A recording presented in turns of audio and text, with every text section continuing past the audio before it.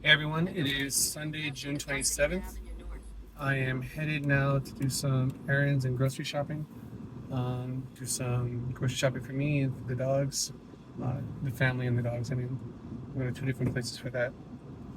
So, update the eviction process at our duplex has definitely slowed everything down. I spoke to the lender and title, and but for the eviction, we'd have it clear to close. We'd be able to close 2 weeks early, a week early. Um, that would have been tomorrow.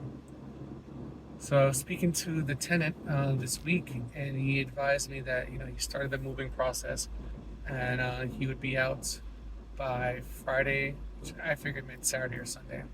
Today's Sunday, so I went to visit the unit yesterday, and he wasn't there. But I could tell from looking at the windows, looking at the terrace, nothing got started. I have a key to the property, so I normally have his permission to enter if I knock. I looked in the garage. I decided not to go inside because obviously it's not my place, but it's coming by to check, and it doesn't seem from my standpoint that anything has been moved. So I've been trying to reach him since yesterday, and today he finally texts back said, "Hey, we're not done. We haven't started. We're gonna wait till the court comes down. You know, we know our rights, etc." And he's not wrong. He has the right to be on premise until the court says get out.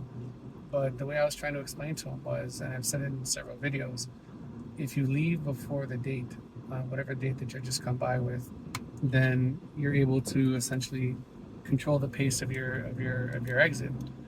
Take the stuff as you need it, do back and forth trips, etc. I explained that to him because I said once the court gives a date, the sheriff is advised that morning. The sheriff shows up that morning or the next day, is what I'm told. But once they show up, you have to leave immediately. There's no conversation. There's no, oh, let me get this and then drive there, drop it off, and come back. You have to vacate the premises. And I've never been subject to an eviction, thank God. I've never have go through that process myself, but I've lived in several states and I've seen the eviction process in several states, and it's substantially the same. Whatever details might go in, whether it's a sheriff in one place or something else in the other, you know, the officer comes, they come with a court document, typically accompanied by either the landlord or the property manager, and sometimes locksmith. If you are not there, they will open the door and start vacating the furniture. This tenant is under the impression that he's going to wait to see the sign nailed on his or taped to his door and then leave thereafter. And I've told him multiple times, at least from what I know about Florida and the part of Florida that I live in, they don't put a sticker or a letter on your door. They knock, then they open the door. So whether you're asleep or in the bathroom or at work, you will come home to find the locks changed and your furniture on the sidewalk. And I've been really clear, and I've been trying to lead with empathy because I understand that this process is embarrassing, it's frustrating, it's in a sense dehumanizing, but it's business. It's like, did you pay to live here? You signed a contract to pay. Did you honor that contract? It's cut and dry from the court's perspective. It's cut and dry from the sheriff's perspective, and it's definitely cut and dry from the landlord's perspective. The headache that we have is that the duplex is under the process of a sale, and my seller is kicking himself now because he feels like he gave too much leeway to the tenant while the payments were dribbling in, but he also didn't want to frustrate the potential buyer for the home because during the process of this past 4 months, some people were looking to own and occupy the first unit. Some people were looking to own and occupy the second unit, which is the one that's being evicted. Others were just looking to be absentee landlords, like he. They just wanted the cash flow. So you can never tell. So he didn't want to have a unit empty in case that wasn't the one that the potential buyer wanted. And he had some money coming in, but it's a decision that's ultimately come back to bite him.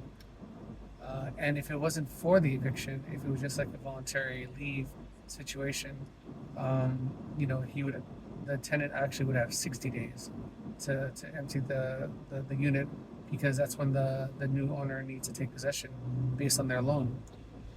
But because there's an eviction, they need to be gone before the closing. So the eviction has basically the tenant's inability to pay has basically forced his hand. He would have had 60 days had he just been keeping up the payments. Because he advised me well into the start of putting the duplex on the market that he was looking to go to another place anyway.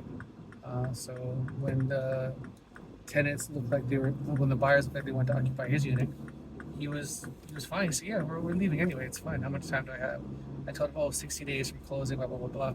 But I didn't know under the behind the scenes that the eviction process had begun, and it seems that the tenant didn't realize either because he didn't answer the eviction letters, the notices to pay or whatever. His mind wasn't there. So that being said, it's an unfortunate situation. I felt like I've had a good rapport with this person, as good as a rapport as you can have with in this type of process.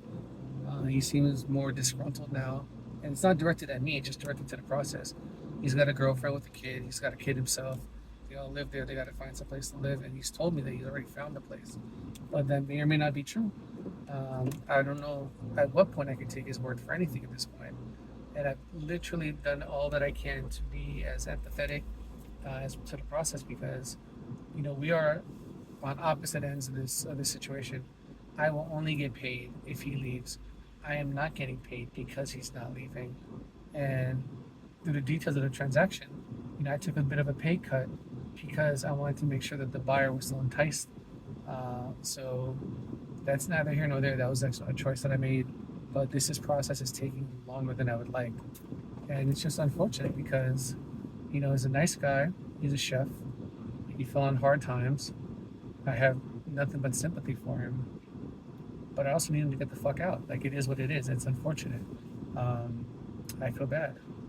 I will feel less bad when I get paid, but I feel bad because, he wasn't expecting this when we met. He knew that there was a chance that he would be asked to vacate his premise, but at that point, my seller said he was gonna, give him some money to end his lease early. So he was happy with that. Both tenants were happy with the idea that they would be paid to find another place. But that went out the window when we discovered that he wasn't paying. So, yeah, it's annoying.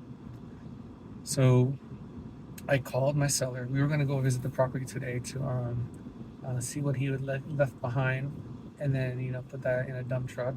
I told him there's no reason to do that because he's not leaving. I called the buyer's agent because they were going to visit the property in the afternoon around 4:30 to see if there was any damage. I told him I don't believe this gentleman would damage the property, but evictions are evictions. So they just want to survey to see, what they need to paint, what they need to do because they're occupying that unit. I called him saying there's no reason for you to come. He's not leaving. He's still there. He's going to be evicted. So realistically, the court could come back tomorrow and say goodbye. Like it's the earliest that the court was going to return an answer. A date was this past Wednesday, just based on the timeline. And I don't know if there's just a backlog, but it could have been as early as last Wednesday, which is why I was trying to get him to basically move earlier so that he can move on his own volition. But if it comes back tomorrow or next Wednesday, he will have a hard reality of realizing that everything I was doing at the time was for his benefit. It wasn't to harass him. It wasn't to get out. It was to give him the opportunity to move before he was legally required to. Because then, let's say, for example, he started moving on Wednesday. He would have up until the court letter, so he might be able to take, one bedroom at a time every day. I've moved 4 or 5 times across this country. I hate moving, and that's on my own choice for a job transfer or whatever. And it's stressful on its own. It's stressful when you're planning for it. It's stressful when you have months to move or weeks to move with the knowledge that you're going to move. I would never ever understand what it's going to feel like. I hope I never understand and never go through the process of being told to leave in 30 minutes. I've watched videos on YouTube, like I mentioned in previous videos, and it's distressing. I watch those videos to see how I can basically come back with more empathy when I'm talking to this gentleman because I'm representing the seller, his landlord, someone who's decided to not pay for whatever number of weeks or months it's been. I'm trying to facilitate the transaction with the buyer so that they can occupy that unit, and we're past the inspection period. So like this transaction will go forward, but does it go forward on the 4th of August? the 29th of July? Like does it go forth on the 15th of August? At this point, it's in anyone's hands. So, but I also understand that with the lender is still able to say, you have up until this point, otherwise we're going to just cancel the financing, at which point we're all screwed. And then the property has to go back on the market.